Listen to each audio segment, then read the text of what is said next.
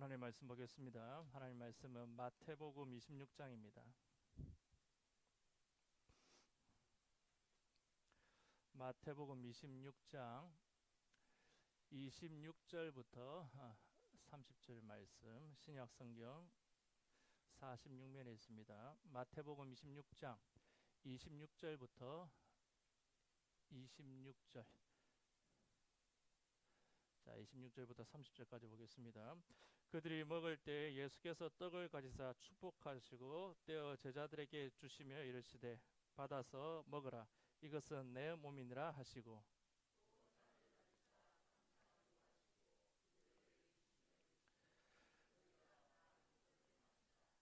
이것은 죄 사함을 얻게 하려고 많은 사람을 위하여 흘리는 바 나의 피 곧 언약의 피니라.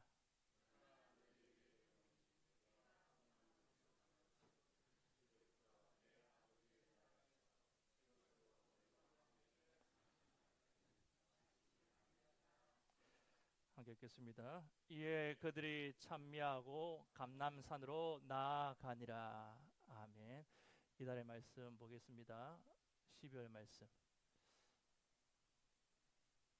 예, 넘어가겠습니다. 자, 오늘 성찬식이 있습니다. 오늘 성찬식 관련해서 설교를 좀 해보려고 합니다. 우리는 성찬에 참여하면서 성찬에 대해서 한번 좀 정리할 필요가 있는 것 같아요. 우리가 사실 성찬에 대한 설교를 많이 들었습니다. 성찬에 대한 설교를 많이 들었지만 가만히 들어보면 그 성찬의 한 부분, 그죠? 한 의미를 강조한 것이 대부분이에요. 성찬의 의미를 종합적으로 이제 정리한 설교를 듣는 경우는 흔치 않습니다. 그런데 성찬에 대해서 종합적으로 아는 것은 반드시 필요합니다. 그래서 이 짧은 시간에 성찬에 관한 말씀을 다 드릴 수는 없고, 특히 현대 교회가, 현대 예배가 이제 시간에 대한 압박감이 있잖아요. 저도 늘 그 시간에 대한 부담감을 가지고 있는데, 어쨌든 제가 처음이자 마지막으로 한 번 더 성찬에 대해서 정리하고 이제 넘어가려고 하니까 오늘 잘 좀 들어보셨으면 좋겠어요. 오늘 그러니까 이 설교를 이제 공부한다고 생각하시고 잘 들어주셨으면 좋겠어요. 그러니까 이 성례에 대해서, 성찬에 대해서 한번 정리를 하고 그렇게 넘어가고자 합니다. 우리가 성찬식을 1년에 2번 하고 있죠. 우리 교회가 2번 하고 있는데 이제 횟수는 앞으로 좀 늘어날 거예요. 내년에는 3번 하고, 일단 기본적으로 4번까지는 제가 늘려갈 것이고, 최종적인 목표는 한 달에 한 번, 한 달에 한 번씩 성찬식을 가지려고 합니다. 그만큼 이제 중요한 의미가 있기 때문에, 자, 먼저 성례의 의미를 한번 살펴보겠습니다. 자, 우리 기독교에는 두 가지 은혜의 방편이 있습니다. 은혜의 방편, 즉 하나님의 은혜를 우리에게 전달해주는 이제 수단이 두 가지가 있다는 뜻이에요. 하나님의 은혜를 우리에게 전달해주는 수단이 두 가지가 있는데, 하나는 말씀, 하나는 말씀이고요. 또 하나는 성례입니다. 자, 성례에는 다시 두 가지가 있는데, 세례와 성찬이에요. 그런데 생각해 보면 그냥 말씀으로 은혜 받으면 되지 꼭 성례가 필요한가, 그렇게 이제 생각이 될 때가 있어요. 그렇지 않습니까? 말씀으로 우리 속에 믿음이 생겨나고 말씀으로 이제 믿음이 자라납니다. 말씀으로 다 돼요. 그죠? 말씀으로 다 됩니다. 저는 특히 말씀이면 충분하다고 믿는 사람이에요. 생각하는 사람이에요. 그래서 교회에 뭐 말씀에 막 잡다하게 다른 거 들어온 거 제가 원치 않습니다. 그래서 딱 예배 중심, 말씀 중심이면 충분하다고 믿어요. 거기에 하나 추가하자면 전도, 복음을 증거하는 것. 딱 교회는 이 두 가지면 저는 충분하다고 이제 생각을 합니다. 물론 우리가 다음 세대를 교육하고 구제하고 봉사 다 필요하죠. 필요하죠. 그러나 가장 중요한 것은 예배 곧 말씀입니다. 말씀이면 충분한데 왜 굳이 주님께서는 성례를 만드셔서 성례를 우리에게 행하라고 하셨을까? 자, 여기는 크게 두 가지가 있습니다. 성례는 첫 번째 뭐냐면 행동의 언어예요. 행동의 언어. 자, 우리가 의사를 전달할 때 당연히 말을 가지고 합니다. 예를 들어서 누군가를 사랑한다고 할 때, 뭐 제가 아내를 사랑한다고 할 때 그 사랑하는 마음을 말하면 되죠. 그러나 그 말로는 부족한 경우가 있지 않습니까? 실제 사랑하지만 그 사랑한다는 것을 말로만 했을 경우에 뭔가 조금 부족함을 느낍니다. 그래서 무엇이 필요해요? 행동의 언어가 필요한 것이죠. 그래서 때로는 뭐 선물을 준다든지, 혹은 뭐 카드를 준다든지 아니면 이 상대방을 위해서 아내를 위해서 내가 좀 뭐 희생을 한다든지 하는 그런 구체적인 행동이 필요합니다. 많은 경우에는 말보다 행동이 훨씬 더 이 사랑을 이제 전달하는 경우가 많이 있습니다. 자, 여러분 개인에서 잘 아실 겁니다. 슬픔도 마찬가지잖아요. 우리가 슬픔을 겪고 있는 사람을 위로하는 경우도 한번 생각해 보십시오. 때로는 여러 가지 위로의 말을 전하지만 때로는 100마디 위로의 말보다 함께 있어 주는 것. 그죠? 함께 있어 주는 것. 그리고 말없이 그 아픔을 당한 사람의 손을 잡아 주는 것. 그리고 같이 눈물 흘려 주는 것. 그보다 더 큰 위로가 될 수 없죠. 때론 말보다 그 행동이 훨씬 더 큰 위로가 되는 것을 보게 됩니다. 성례라고 하는 것은 하나님께서 우리에게 행동으로 말씀하시는 거예요. 말씀으로가 아니라 행동으로 말씀하시는 겁니다. 성례에는 세례의 경우는 물을 뿌리는 경우가 있죠. 우리가 내년에는 세례식도 행하고자 하는데 세례식에는 우리가 물을 뿌리는 행동이 있습니다. 성찬의 경우는 우리가 떡을 떼는 행동이 있는 거예요. 또 잔을 마시는 행동이 있습니다. 또 물과 떡과 포도주라는 물질이 있습니다. 이 같은 행동과 물질은 우리가 다 볼 수 있고 또 만질 수도 있고 접촉할 수도 있는 거예요. 하나님은 우리가 오감을 통해서 생생하게 체험할 수 있는 요소들을 통해서 하나님의 은혜를 이제 전달해 주시기를 원하셨던 거예요. 그래서 제가 내년부터 하나씩 하나씩 다 바꿔 나가겠지만 우리가 지금 성장친들이 이렇게 천을 이렇게 덮어놨잖아요. 이것도 사실 덮으면 되는 게 아니에요. 이 천은 덮는 게 아니에요. 이게 다 보이도록 하는 거예요. 성천은 보는 거예요. 만지는 거예요. 체험하는 겁니다. 근데 관리적으로 다 그렇게 해왔기 때문에 그냥 묻어가는 건데 제대로 의미를 몰라서 그런 거예요. 내년부터는 이 천도 제가 다 걷어낼 겁니다. 여러분 성례는 보는 거예요. 보는 것. 그리고 물을 뿌리고 또 만지고 먹고 마시는 이 행동, 이 구체적인 행동을 통해서 하나님께서 우리에게 은혜를 주시는 이 행동의 언어라는 것을 우리가 먼저 알아야 합니다. 두 번째는 뭐냐면 성례는 은혜에 대한 표식이자 또한 인침입니다. 먼저 표식이라고 했는데 이 표식은 영어로 사인이에요. 사인. 그리고 상징, 이 심볼과는 이제 구별되는 개념입니다. 예를 들어 생각해 볼까요? 우리를 거리를 지나다가 담벼락에 붙은 이제 불조심이나 포스터를 이제 봤다고 하겠습니다. 포스터에는 빌딩의 하염이 치솟는 그 화재의 장면이 그려져 있었습니다. 그러나 아무리 그 그림이 이제 실감나는 그림이라 할지라도 그것은 화재에 대한 상징이에요. 심볼입니다. 그 포스터를 보고 119에 전화를 거는 사람은 아무도 없을 겁니다. 만약에 그런 사람이 있다면 그 사람은 정신 나간 사람이죠. 그것은 하나의 상징일 뿐이기 때문입니다. 그러나 길을 가다가 어느 건물에서 화염이 치솟는 것을 보았다면 우리 바로 119에 전화합니다. 그 화염은 실제로 불이 나타난 것을 나타내는 표식, 즉 사인이기 때문이에요. 성례는 상징이 아니고 표식입니다. 사인이에요. 물을 뿌려 세례를 받을 때 우리는 구원의 상징을 받는 것이 아니라 표식을 받는 겁니다. 사인을 받는 거예요. 실제로 사건이 일어납니다. 죄 씻음 받고 주님과 함께 살고 주님의 몸된 교회에 연합하는 사건이 일어나는 거예요. 성찬을 받을 때 우리는 단순히 주님의 고난에 대한 상징을 나누는 것이 아니에요. 실제로 영적인 실체가 전달이 됩니다. 주님이 영적으로 우리에게 오시는 거예요. 이 성찬식을 통해서. 성례는 상징이 아니고 표식이에요. 표식. 실체입니다. 실체. 그 다음 인을 친다고 했는데 인을 친다는 말은 무슨 말이냐면 쉽게 말씀드려서 도장을 찍는다는 거예요. 도장을 찍습니다. 자, 우리가 집을 매매할 때 우리가 계약서를 이제 작성하잖아요. 마지막에 무엇을 합니까? 도장을 찍잖아요. 도장을 찍어야 그것이 완전한 그리고 정확한 거래가 됩니다. 도장을 찍어야 그 계약서가 이제 효력이 나타나는 거예요. 영적인 일에서도 마찬가지입니다. 우리의 죄사함과 거듭남을 확실히 하기 위해서는 하나님의 도장이 필요해요. 하나님의 인치심이 필요하단 말입니다. 그것이 뭐예요? 세례입니다. 그것이 세례예요. 자, 물론 구원은 믿기만 하면 받습니다. 이것은 분명한 성경적인 진리예요. 그러나 세례를 통해서 하나님은 우리의 구원이 확실하다는 무엇을 찍어주시는 거예요? 도장을 찍어 주시는 거예요. 우리가 하나님의 자녀가 되었고 이제는 그 어떤 흑암의 권세도 우리를 흔들 수 없다는 것을 하나님께서 도장으로 쾅 쳐서 찍어서 인을 확정시켜 주시는 것이 바로 세례입니다. 성찬은 나중에 그 의미를 다시 말씀드리겠습니다만 그 모든 성찬의 의미 또한 뭐에 인치시는 게, 인을 치시는 게 이런 놀라운 은혜가 있기 때문에 주님 우리에게 성례를 행하라고 하신 거예요. 자, 이어서 성찬의 의미를 살펴보겠습니다. 자, 그러면 이 성례의 하나인 성찬의 의미는 뭐냐?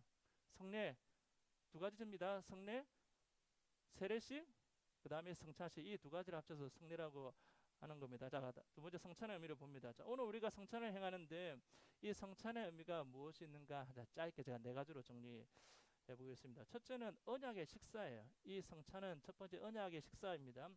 구약 시대 구약 성경을 보시면 특히 이제 창세기, 출애굽기, 그러니까 모세의 오경을 보시게 되면 이러한 사건들이 종종 기록이 되어 있습니다.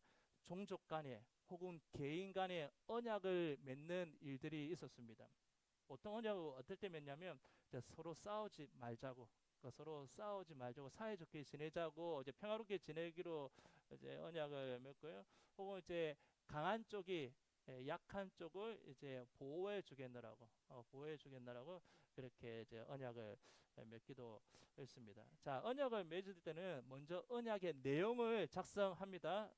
내용을 작성하고 그 다음에 그 언약을 체결하는 의식을 거행하게 되는데 보통 이 의식을 행할 때 어떻게 하느냐? 짐승을 토막내어서 마주보게 합니다. 짐승을 토막내어서 마주보게 하고 그 사이를 지나가거나 짐승의 피를 이제 뿌렸습니다. 창세기 15장 보시면 하나님과 아브라함이 언약을 맺을 때 하나님과 아브라함과 언약을 맺으실 때 보면 짐승을 쪼개죠. 짐승을 쪼개서 마주보게 해놓고서 하나님께서 그 사이를 지나가시죠. 하나님께서 그 사이로 연기나는 화로와 타는 횃불의 모습으로 그 사이를 지나가셨습니다. 출애굽한 이스라엘 백성이 시내산에서 하나님과 언약을 맺을 때는 출애굽기 24장 8절을 보십시오. 거기 보시면 모세가 피를 뿌려요.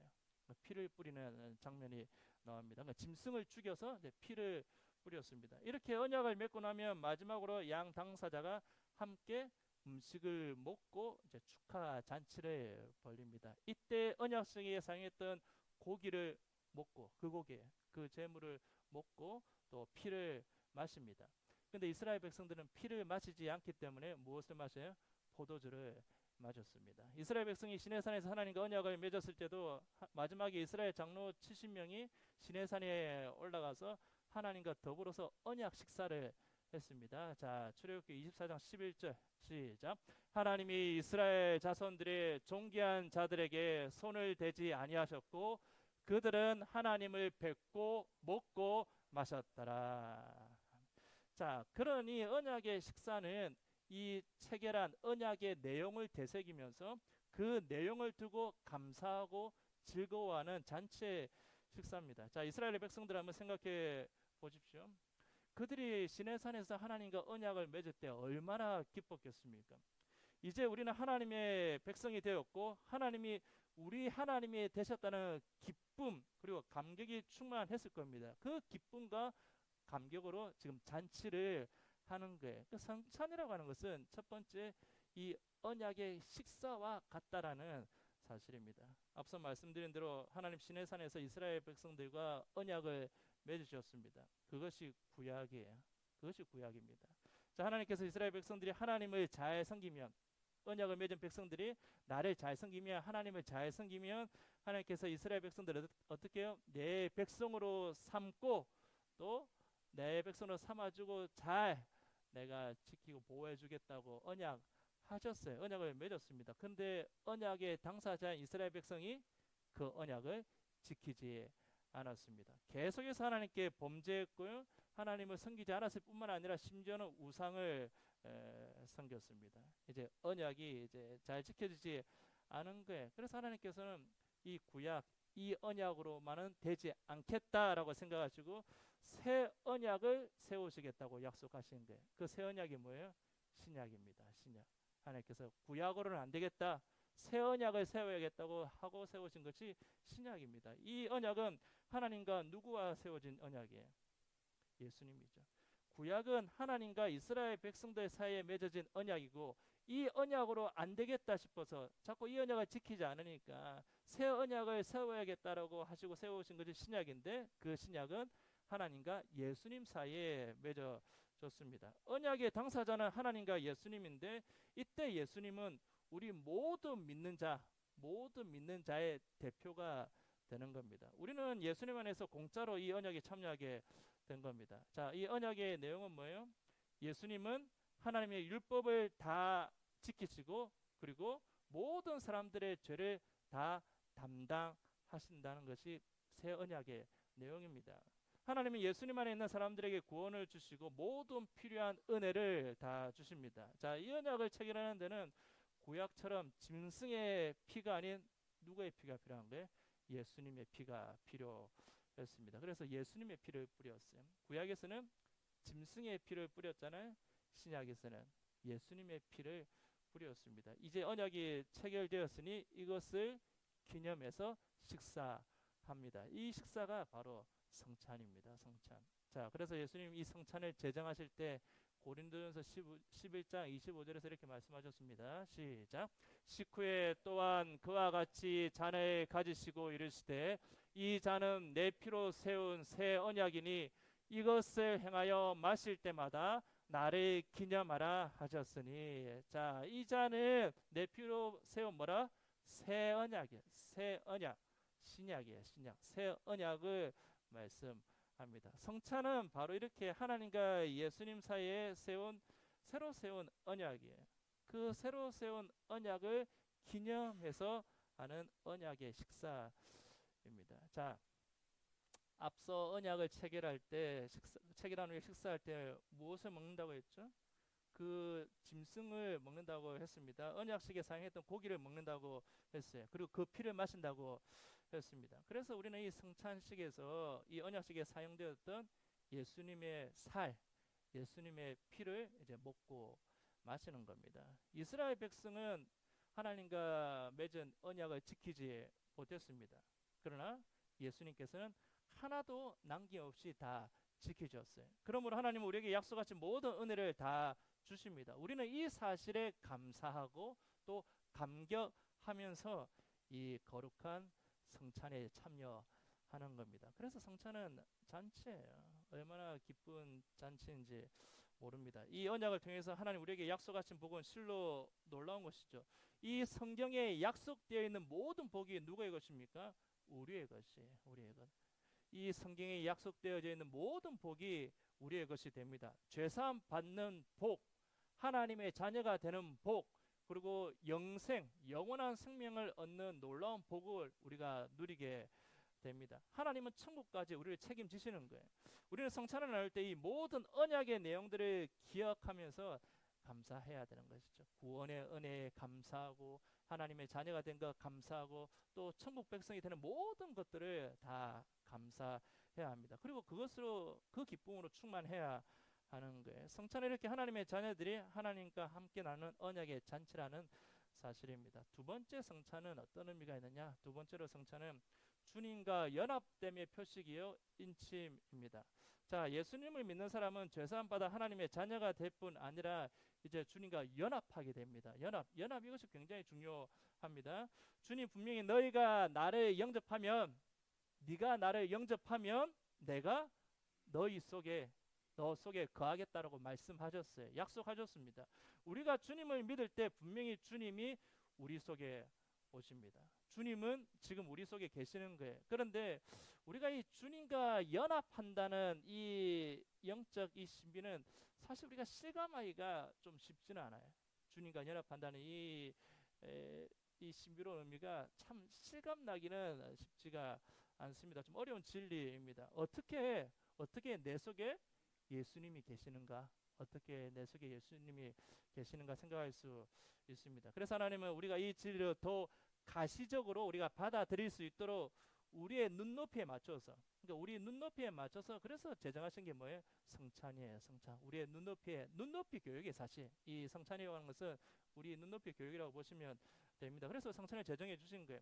우리가 떡과 잔을 받을 때 이 먹는 떡, 그리고 이 포도주가 내 몸속에 녹아들어서 내 생명의 일부가 되듯이, 내 생명 속의 일체가 되듯이 주님이 내 속에서 내 생명과 일체가 됩니다. 주님과의 연합을 더욱 풍성하게 하고 견고하게 합니다. 그래서 성찬이라고 하는 것은 주님이 내 안에 계신다는 사실에 대한 표식이고, 주님이 내 안에 계신다는 인치심이 되는 거예요. 그러므로 성찬에 참여한 사람은 이제 내 힘으로, 내 능력으로 사는 것이 아니라, 내 의지로 사는 것이 아니라 주님의 은혜로, 주님의 능력으로 이제 사는 겁니다. 주님이 내 안에 계신다는 것을 확인했기 때문이에요. 자, 요한복음 6장 57절 시작. 살아계신 아버지께서 나를 보내심에 내가 아버지로 말미암아 사는 것 같이 나를 먹는 그 사람도 나로 말미암아 살리라. 그러므로 여러분, 우리가 어려울 때, 그리고 우리가 힘들 때 내 안에 예수 그리스도께서 계시다는 그 사실을 좀 떠올리셨으면 좋겠어요. 좀 기억하셨으면 좋겠습니다. 내 안에 예수님이 계시다는 사실을 좀 확인하셨으면 좋겠습니다. 예수님을 믿으시란 이야기예요. 예수님을 좀 믿고 의지하시란 이야기입니다. 주님 힘과 능력을 주십니다. 이것은 추상적인 이야기가 아니에요. 이론이 아닙니다. 실제 주님 우리 안에서, 우리 속에서 힘을 주십니다. 좀 오래된 이야기이긴 한데, 여러분 개가 호랑이를 잡은 이야기, 그 사건 기억나시는지 모르겠습니다. 미국의 어느 교포 집사님에게 있었던 이야기잖아요. 한 번은 사냥을 하는데, 교포 집사 사냥하는데 그의 사냥개들이 이제 호랑이와 마주쳤습니다. 집사님의 이 사냥개들은 그동안의 경험으로 볼 때 주인의 총 앞에서, 자기 주인의 총 앞에서 쓰러지지 않는 짐승들이 없었다는 사실을 이 사냥개들은 알고 있었어요. 어떤 크고 무서운 짐승들도 우리 주인이 이 총구만 겨누기만 하면 다 마른 집단처럼 픽픽 쓰러진다는 걸 알고 있었어요. 이 사냥개들은 자기 뒤에 버티고 있는 이 주인을 믿고 호랑이가 나타났는데도 전혀 두려움이 없는 거예요. 그래서 사냥개들이 호랑이한테 덤벼든 겁니다. 아무런 두려움도 없이. 반대로 이제 호랑이가 당한 거예요. 호랑이가. 아니, 사냥개들이 자기에게 두려워하자고 덤벼드는 이 모습이 이제 굉장히 이제 낯선 것이죠.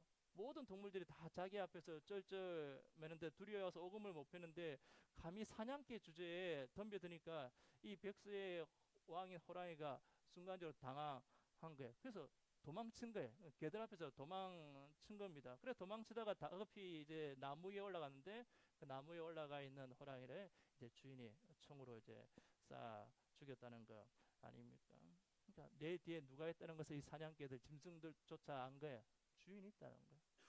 내 뒤에는 주인이 있으니까 어떤 것도 두려워할 것이 없다는 것이, 이런 엄청난 말도 안 되는 결과를 낳은 거예요. 그래서 이게 굉장히 좀 이슈가 되었던 적이 있습니다. 여러분, 내가 주님 안에 있다는 확신이 필요해요.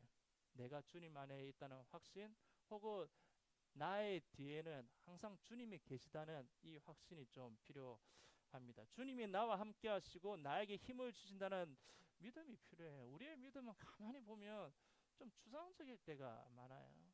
올 한 해를 이제 결산하시면서 가만히 보십시오. 첫째, 나에게 믿음이 있었는가? 둘째, 이 믿음은 어떤 믿음인가? 하나님께서 인정하시고 칭찬하시는 믿음인가? 아니면 조그만 바람에도 흔들리는 그런 나약한 믿음인가? 아니면 믿음이라고도 할 수 없을 정도의 병든 믿음인가 하는 것을 잘 보십시오. 결국 믿음이에요. 어떤 믿음? 주님이 나와 함께 하신다는 이 믿음. 이 믿음만 있으면 되는 겁니다. 오늘 우리는 이 성찬을 통해서 다시 한번 이 사실을 확인하고 다시 새로운 힘을 얻을 수 있는 귀한 시간이 될 겁니다. 세 번째로, 이 성찬이라고 하는 것은 성도의 교제에 대한 표식이요 인침이 됩니다. 자, 세 번째 보시죠. 자, 성도의 교제에 대한 표식이요 인침입니다. 자, 고린도전서 10장 17절. 고린도전서 10장 17절입니다. 떡이 하나요 많은 무리가 한 몸이니 이는 우리가 다 한 떡에 참여합니다라고 했습니다. 자, 성찬의 또 한 가지 의미가 우리가 한 몸을 이루었음에 대한 표식이요 인침이라는 것이죠. 우리는 다 주님의 몸의 지체로서 하나입니다. 그래서 원래 성찬의 떡이 한 덩어리였어요. 한 덩어리. 그러니까 오늘날 우리가 사람들이 많아지다 보니까 그렇게 우리가 어떻게 편리성을 추구하느라고 오늘날 이렇게 좀 성천을 하게 되는 것이지, 사실 우리 교회 숫자면은 우리 초대교회처럼 성찬식을 할 수 있어요. 물론 시간이 조금 더 지체되긴 하겠죠. 그러니까 서두에도 제가 말씀드렸다시피 이 시간에 대한 부담이 제가 너무 크니까 하고 싶어도록 하지 못하는 건데, 사실 숫자만 놓고 보면 우리 사실 초대교회처럼 이렇게 성찬식을 해야 돼요. 떡을 어떻게 나눕니까? 떡을 다 떼서 나누고, 잔도 어떻게 나눠요? 큰 한 잔에 이렇게 돌려가면서 이렇게 마신단 말이에요. 다 그런 식으로. 왜 그렇게 했을까요? 우리는 하나라는 거지. 우리는 한 지체고 주님에서 하나라는 그 의식 때문입니다. 그래서 원래 성찬의 떡이 한 덩어리였던 것이죠. 떡이 하나라고 했습니다. 하나의 떡, 다시 말해 한 몸에 참여하는 거예요. 우리는 이 성찬을 통해서 우리가 하나다. 우리는 뭐다? 하나다. 둘도 아니요, 셋도 아니요, 넷도 아니요, 하나다. 주 안에서. 주 안에서 하나다라는 생각을 꼭 하셔야 됩니다. 그래서 처음에 교회 처음부터 성찬을 거행하게 되면 서로 거리낌이 없는 성도들이 먼저 화해할 것을 권면했습니다. 그래서 초대교회 때는 성찬식을 할 때 어떻게 했냐면, 성찬을 시작하면서 평안의 입맞춤. 그래서 실제 요즘 교회 가운데도 초대교회처럼 한다고 그렇게 딱 뭐 FM이라고 할까요? 딱 그대로 하는 교회들이 있어요. 많지는 않지만 그렇게 하는 교회들이 있습니다. 딱 성찬에 차하면서 자, 성도의 입맞춤입니다 하면서 말 그대로 입맞춤을 하면서 인사를 하면서 그렇게 시작을 합니다. 그러면 성도들이 입맞춤을 하는 동안, 그렇게 인사를 하는 동안 목사는 큰 소리로 외칩니다. 아직도 다른 형제와 화해하지 못한 분이 없습니까? 있습니까? 라고 큰 소리로 온 회중들이 다 듣는 큰 소리로 성도들이 입맞춤하는 그 인사하는 동안 이렇게 외쳤어요. 왜요? 꺼리낌이 있는 사람은 성찬에 참여하지 못했습니다. 꺼리낌 있는 사람은, 화해하지 못한 사람은 성찬에 참여하지 못했어요. 성경에도 나오잖아요. 제물을 드리기 전에 거리낌이 있거든 뭐부터 하라고? 화해하라고. 그래서 오늘날 현대 예식 가운데도 이렇게 합니다. 그래서 세례교인 이상이 참여하고, 그리고 회개하지 않은 죄가 있거나 혹은 고의적으로 죄를 지은 중에 있는 사람은 성찬에 참여할 수가 없어요. 그렇게 우리가 이 성찬을 향하고 있습니다. 여러분 가운데 아직 화해하지 못하신 분이 없을 겁니다. 하나의 몸에 우리는 참여합니다. 몸의 지체가 서로 다투고 미워하는 것은 있을 수가 없는 일이에요. 용서하고 화해하고 우리가 성찬에 참여합니다. 성찬을 통해서 우리는 주 안에서 한 몸이라는 사실을 우리가 확인하고 인치게 됩니다. 마지막 네 번째는 뭐냐면, 성찬은 천국 잔치를 바라보는 식사입니다. 자, 천국 잔치, 요한계시록 19장 9절 시작. 천사가 내게 말하기를 기록하라. 어린 양의 혼인 잔치에 청함을 받은 자들은 복이 있도다 하고, 또 내게 말하되 이것은 하나님의 참되신 말씀이라. 천국은 잔치입니다. 천국에서 우리는 하나님의 구원이 완성되었음을 하나님과 함께 기뻐하며 잔치합니다. 성찬이라는 것은 그 천국 잔치의 그림자예요. 그리고 첫 열매입니다. 우리는 성찬을 먹으면서 천국에서 잔치할 것을 바라보며 또 기쁨을 맛봅니다. 우리가 성찬을 먹으면서 언젠가 하늘에서 영원한 잔치의 영광을 누릴 것을 바라보며 그 기쁨을 우리가 이 성찬 예식을 통해서 미리 맛을 보는 겁니다. 사랑하는 비정한 여러분, 이 정도로 제가 정리하고 마무리하겠습니다. 이렇게 볼 때 성찬이라고 하는 것은 첫 번째 뭐예요? 언약의 식사예요. 언약의 식사예요. 두 번째는 주님과 한 몸이라는 것을, 우리가 주님과 한 몸이라는 것을 확인하고 인치는 것, 그러니까 도장을 쾅 찍는 거예요. 세 번째가 뭐예요? 성도가 한 몸이라는 사실을 확인하고 또 도장을 꽝 찍는 거예요. 인치는 거예요. 마지막 네 번째 뭐예요? 천국 잔치의 그림자고, 그 맛을 미리 성찬 예식을 통해서 우리가 맛을 보는 겁니다. 그렇기 때문에 이 성찬이라고 하는 것은 정말 놀라운 은혜가 아닐 수 없어요. 하나님께서 우리 눈높이에 딱 맞춰서 우리가 구체적인 행동으로 이제 체험하도록 하신 겁니다. 오늘 이 성찬을 통해서 우리가 더 이상 이론이 아니에요. 추상적인 것이 아닙니다. 실제적인, 아주 실제적인, 구체적인 이 성찬 예식을 통해서 하나님 놀러 오신 은혜를 체험하는 복된 한 시간이 될 수 있기를 주님의 이름으로 축원합니다. 기도하겠습니다. 사랑과 은혜가 풍성하신 하나님 아버지, 성찬의 놀라운 은혜를 가르쳐 주신 것 감사합니다. 참으로 풍성하고 놀라운 은혜가 성찬에 있음을 깨닫습니다. 오늘 이 성찬을 통해 우리 모두가 큰 은혜 누리게 하여 주시옵소서. 예수님의 이름으로 기도드립니다. 아멘. 자, 이제 성찬식을 거행하도록 하겠습니다. 여러분, 이 성찬 예식은 엄숙함 그리고 기쁨 공존합니다. 엄숙함과 이제 기쁨이 공존하는 시간입니다.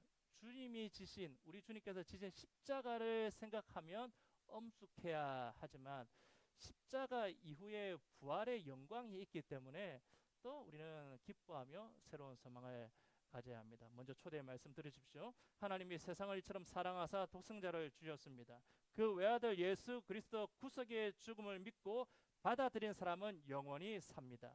오늘 우리를 위하여 찢기시고 흘리신 살과 피를 기념하고 경험하는 순간입니다. 여기에 여러분들을 모두 초대합니다. 곧 예수 그리스도의 위대한 희생이 여러분을 이 식탁에 부르십니다. 자, 함께 찬송하겠습니다. 찬송 229장입니다. 우리 장로님들 준비해 주십시오.